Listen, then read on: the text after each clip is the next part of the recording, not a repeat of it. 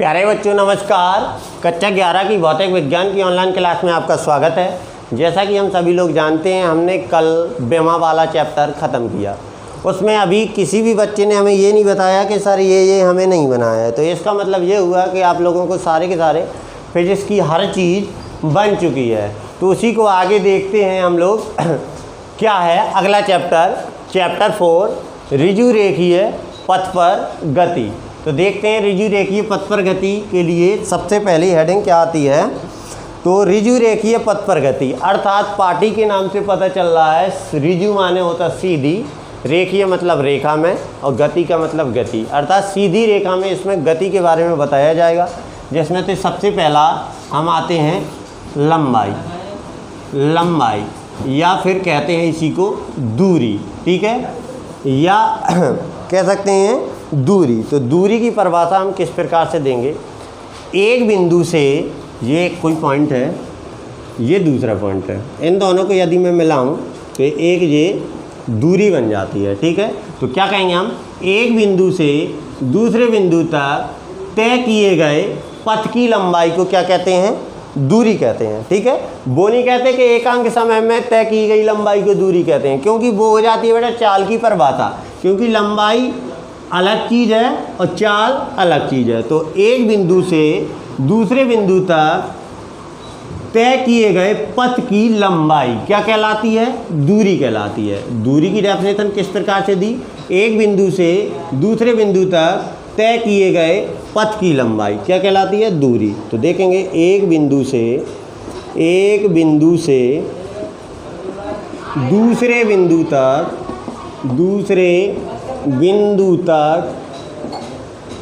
तय किए गए पथ की लंबाई को दूरी कहते हैं। ठीक है, दूरी कहते हैं। ठीक, यह एक अदिश राशि है, क्योंकि इसकी कोई दिशा नहीं होती, किसी भी दिशा में चल सकती है। अदिश राशि है। ठीक है, यह हमेशा धनात्मक होती है। ऋणात्मक होती तो वो दूरी नहीं कहलाती, हमेशा कैसी होती है, धनात्मक होती है। दूरी क्या है, एक बिंदु से दूसरे बिंदु तक तय किए गए पथ की लंबाई है, उसी को हम दूरी कहते हैं। ये एक अदिश राशि कहलाती है और ये हमेशा धनात्मक होती है। जैसे हमने कहीं लिख दिया 5 मीटर माइनस का, तो ये गलत है।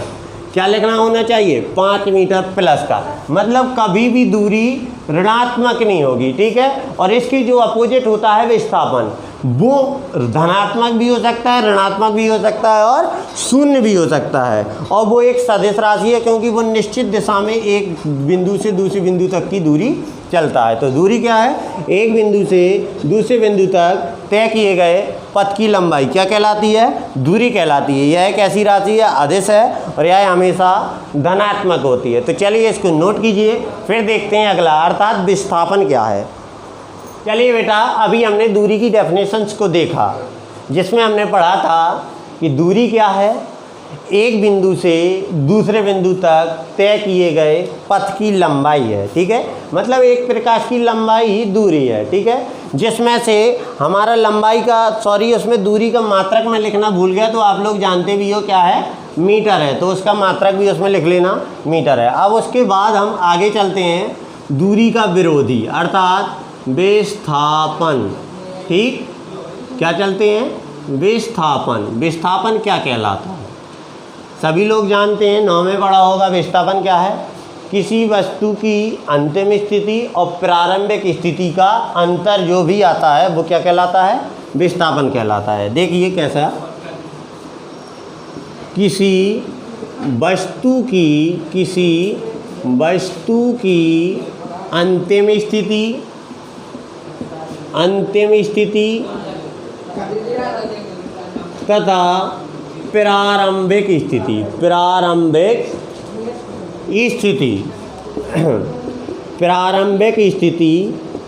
का अंतर क्या कहलाता है, विस्थापन कहलाता है। विस्थापन कहलाता है।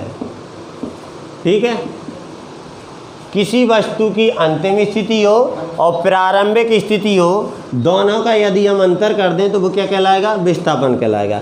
इसका मात्रक बेटा, इसका मात्रक वही होता है जो दूरी का होता है। क्या? मीटर होता है। ठीक है। और ये बेटा लेकिन इसका एक खासियत है, यह एक पहली बात तो यह एक सदिश राशि है। ठीक है। सदिश क्यों है? क्योंकि निश्चित दिशा में विस्थापन होता है। सदिश राशि अभी बता रहे क्यों होता है सदिश। सदिश राशि है। ठीक है। यह धनात्मक हो सकती है, ऋणात्मक हो सकता है और शून्य भी होता है। कभी कभी जीरो भी विस्थापन आ जाता है, शून्य होता है। देखिए जीरो कैसे आएगा, चलिए देखते हैं। मैंने बोला 1 r मीटर या 5 मीटर की त्रिज्या में के वृत्त में एक व्यक्ति है, वो चक्कर लगा रहा है। ठीक है। 5 मीटर की त्रिज्या में एक व्यक्ति है, वो चक्कर लगा रहा है, जो 5 मीटर की त्रिज्या है। और मैंने बोल दिया कि 10 चक्कर के बाद उसका विस्थापन क्या होगा। तो देखिए चक्कर कैसे लगाएगा, वो 1 लगाया, यहाँ तक आएगा तब 1 लगाएगा, ऐसे ही 2 लगाएगा, 3 लगाएगा, 4 लगाएगा और 5 लगाएगा। तो अंतिम स्थिति यहाँ है और शुरुआत भी यहीं से की थी। तो अंतिम स्थिति और प्रारंभिक स्थिति जब दोनों सेम है तो विस्थापन क्या आएगा? शून्य, क्योंकि उन्हीं का क्या कहलाता है? अंतर। या विस्थापन के यहाँ पे आप लोग फॉर्मूला भी लिख सकते हैं, विस्थापन बराबर अंतिम स्थिति और माइनस प्रारंभिक स्थिति। तो बेटा इससे जो छोटे छोटे सवाल हैं वो हम जैसे लगा सकते हैं। जैसे मैंने कहा कि एक पिंड को मैंने h ऊंचाई ऊपर तक छोड़ा। ठीक है। कहाँ तक छोड़ा? h ऊंचाई तक ऊपर छोड़ा और उसी दिशा में फिर मैंने उसको कैच कर लिया उतनी ही दूरी से। तो बताइए विस्थापन क्या हुआ? तो मैंने उसको h ऊंचाई तक छोड़ा था और वहीं पे फिर आ गया, तो फिर अंतिम स्थिति प्रारंभिक स्थिति सेम है, तो विस्थापन क्या कहलाएगा? शून्य कहलाएगा। और यदि मैं दूरी पूछूं तो कितनी हो जाएगी? h जे चला और h वापस आया, कितनी हो जाएगी? 2h। इसी प्रकार यदि मैं इन 5 चक्करों में दूरी पूछता तो 1 चक्कर में वृत्त की परिधि और 5 चक्कर में 5 का गुणा, तो जे आ जाती दूरी, लेकिन विस्थापन क्या हो जाता? शून्य हो जाता। और ऋणात्मक कैसे आएगा? जब प्रारंभिक स्थिति अधिक होगी और अंतिम स्थिति कम होगी तो हमारा विस्थापन ऋणात्मक भी आ जाएगा। और धनात्मक तो आप लोग जानते हो कैसे आएगा।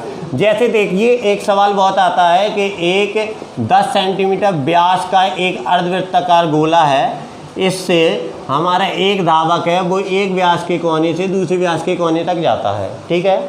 एक व्यास के कोने से दूसरे व्यास के कोने तक जाता है, तो इसमें विस्थापन बताइए और दूरी बताइए। तो देखिए विस्थापन ये कहलाएगा प्रारंभिक स्थिति अंतिम स्थिति, अर्थात कितनी दूरी है ये? 10। तो विस्थापन तो हो गया व्यास के बराबर अर्थात 10।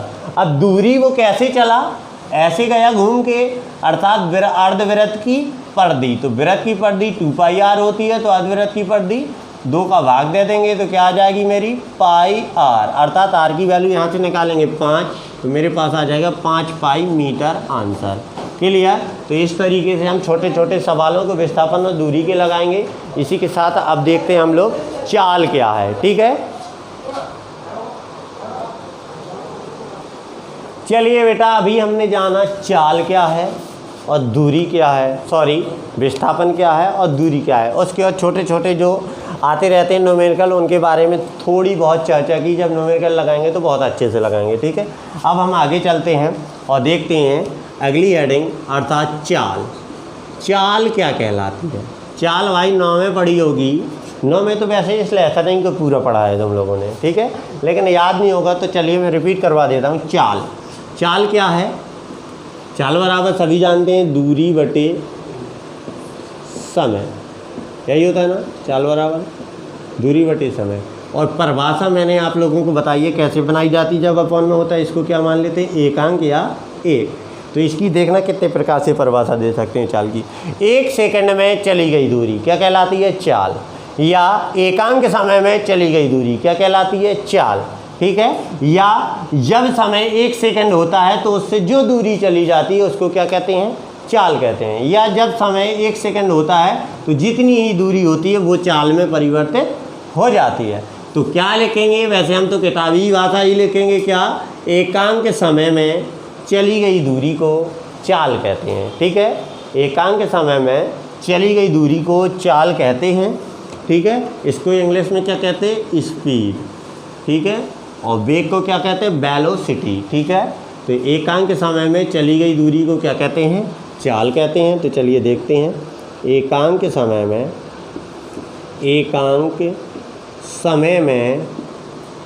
चली गई दूरी को चाल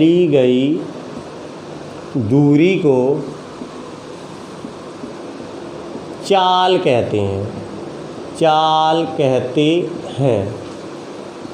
ठीक, यह है, या इसे हम लोग एस से प्रदर्शित करते हैं। एस मतलब स्पीड। अभी एस को दूरी से भी प्रदर्शित करेंगे, ऐसे एस से प्रदर्शित करते हैं। ये कौन सी राशि है भाई, अदिश है। यह है अदिश राशि है, क्योंकि किसी भी दिशा में चाल को चल सकते हैं, अदिश राशि है। बेटा जब मैं अगला चैप्टर अर्थात सदिश और अदिश वाला पढ़ाऊंगा तो उसमें बिल्कुल क्लियर हो जाएगा कि सदिश क्या कहलाती हैं, अदिश क्या कहलाती हैं। यह एक अदिश राशि है। ठीक, यह एक अदिश राशि है। यह है हमेशा ऑलवेज कैसी रहती है, धनात्मक होती है। यह हमेशा धनात्मक होती है। ठीक है, चाल बराबर बेटा इसका मात्रक भी लिख लो। इसका मात्रक क्या होता है, मीटर प्रति सेकंड। इसका मात्रक मीटर प्रति सेकंड होता है। और बीच में हम लोग सूत्र भी लिख सकते हैं ताकि सवाल आए तो बन जाए। चाल बराबर क्या, दूरी बटे समय। क्लियर, एकांक समय में चली गई दूरी चाल कहलाती है। यह है एस से प्रदर्शित की जाती है। यह है अदिश राशि भी होती है, हमेशा धनात्मक भी होती है। मात्रक भी मालूम है, मीटर प्रति सेकंड होता है। और चाल बराबर क्या होता है, दूरी बटे समय होता है। ठीक है, क्लियर। अब चाल वाले सवालों को कैसे लगाएंगे, वो खुद कह देगा कि एक कार है, वो 5 सेकंड में 20 मीटर चलती है। चाल बताइए, तो क्या होता है, दूरी बटे समय, सीधा काट देंगे। बिल्कुल सिंपल तरीके से 4 मीटर प्रति सेकंड स्क्वायर आ जाएगा। ठीक है, तो ऐसे कुछ छोटे छोटे सवाल ही हैं इस एक्सरसाइज में, तो उनको ही लगाएंगे। तो चाल हमने समझ ली, अब इसका विरोधी समझेंगे, वेग। ठीक है, तो चलिए पहले इसको नोट कीजिए, फिर इसके बाद हम देखते हैं वेग क्या कहलाता है।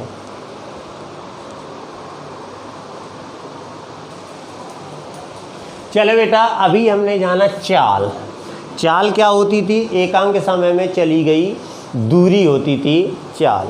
अब उसी के आगे देखते हैं, अब देखते हैं हम लोग वेग। वेग तो सभी लोग जानते हैं। अब ये विस्थापन आ जाएगा, वो एकांक समय में चली गई दूरी थी, तो ये एकांक समय में तय किया गया क्या होगा, विस्थापन होगा। अब विस्थापन सदिश थी तो ये भी सदिश होगा। विस्थापन धनात्मक ऋणात्मक शून्य होता था, तो ये भी धनात्मक ऋणात्मक और शून्य ही होगा। तो चलिए देखते हैं वेग क्या कहलाता है। एकांक समय में